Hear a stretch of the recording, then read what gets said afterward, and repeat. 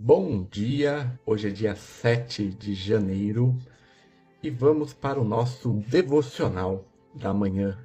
Mas antes, vamos começar com a nossa oração.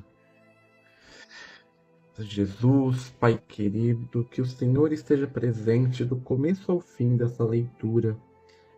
Que o Senhor traga para essa live todas as pessoas que precisam ouvir a Tua palavra que se encontra em Filipenses 1:21. Espírito Santo, se for necessário, que o Senhor coloque em minha boca qualquer palavra para a explicação dessa passagem. Agradeço por estar conosco, Senhor. Então vamos lá. Hoje o versículo base é Filipenses 1:21. Inclusive foi um dos versículos do primeiro sermão. Se você não assistiu, está aqui nos cards. Para você que assiste aqui a live, ainda tem o Stories divulgando. Mas você que está assistindo no YouTube, tem aqui nos cards o primeiro sermão, menos eu, mais Cristo, que tem como um dos seus versículos base Filipenses 1:21. Mas vamos ler a introdução da Bíblia Spurgeon da carta do apóstolo Paulo aos Filipenses. Perspectiva do livro. A cidade. A cidade pertencia a Trácida até 358 a.C., quando ela foi tomada por Filipe, rei da Macedônia, pai de Alexandre o Grande. Ela foi o lugar onde Marco Antônio e Otávio derrotaram Bruto e Cássio, 42 a.C. Com essa vitória, a oligarquia romana foi derrubada e Augusto, Otávio, foi imperador. Ela estava na grande rota através da qual todo comércio e todo comerciante passava rumo ao leste ou oeste, sendo assim um centro apropriado de evangelismo para toda a Europa. Foi em Filipos que a primeira igreja da Europa foi estabelecida por Paulo em sua segunda viagem missionária em 52 d.C. A conexão de Paulo com a igreja. Paulo foi para Filipos em sua segunda jornada missionária, Atos 16, do versículo 9 ao 16. Ele pregou primeiramente em uma reunião de oração de uma mulher onde Lídia se converteu.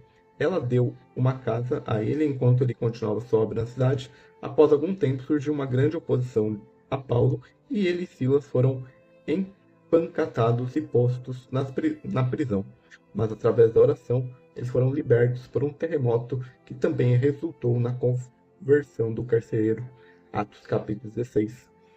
Ele talvez os tenha visitado mais uma vez em sua jornada de Éfeso a Macedônia, Atos 20, 2 Coríntios 2, 12, 13 e capítulo 7, 5 e 6. Ele passou a Páscoa lá, Atos 20, versículo 6, e recebeu mensagem deles, Filipenses 4:16. Eles também enviaram assistências a ele, Filipenses 4:18, e ele lhe escreveu esta carta. O caráter propósito dessa carta é uma carta informal, sem um plano lógico ou argumentos doutrinários, sendo uma expressão de amor e gratidão espontâneos.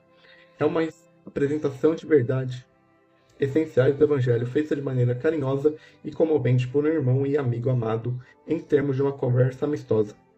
Ele encontrava nos filipenses razões constantes de alegria, e agora que Epafrodito, que lhe havia trazido auxílio da parte deles, estava prestes a retornar de Roma para Filipos. Paulo tinha uma oportunidade de enviar uma carta de agradecimento a eles, Filipenses 4:18. Essa carta é notável por sua ternura, alerta, súplicas e exortação, e deve ser lida constantemente para fortalecimento espiritual. Data: foi escrita por Paulo durante sua prisão em Roma em cerca de 62 depois de Cristo. Então a carta da alegria, o livro mais alegre da Bíblia, foi escrita durante uma prisão. Então vamos para a leitura do nosso devocional da manhã. Portanto, para mim, o viver é Cristo. O cristão nem sempre vive para Cristo. Ele começa a fazê-lo quando o Espírito Santo de Deus o convence do seu pecado e quando, pela graça, é levado a ver a morte do Salvador como remissão de sua culpa. A partir do instante que seu novo nascimento celestial, o homem começa a viver para Cristo. Para os cristãos, Jesus é a pérola de enorme valor com quem estamos dispostos a compartilhar tudo o que temos. O Mestre ganhou o nosso amor de tal forma que o nosso coração pulsa apenas por ele, por sua glória, viveríamos e morreríamos em defesa do Evangelho. Ele é o padrão de nossa vida e modelo a partir do qual devemos esculpir nosso caráter. As palavras de Paulo significam mais do que muitos homens pensam. Elas indicam que o objetivo e a finalidade de sua vida era Cristo, ou melhor, que a vida de Paulo era Jesus.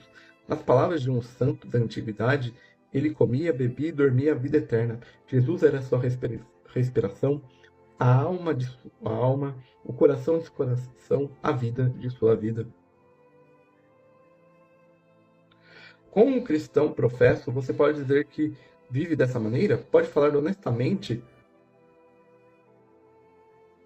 que para você o viver é Cristo?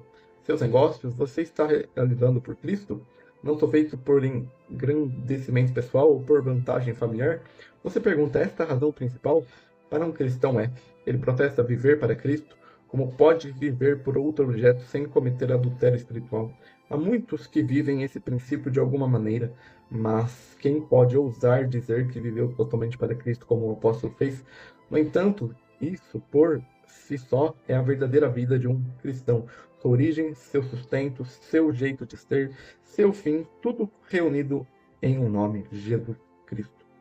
Senhor, aceita-me aqui, me apresento orando por viver apenas em Ti e para Ti.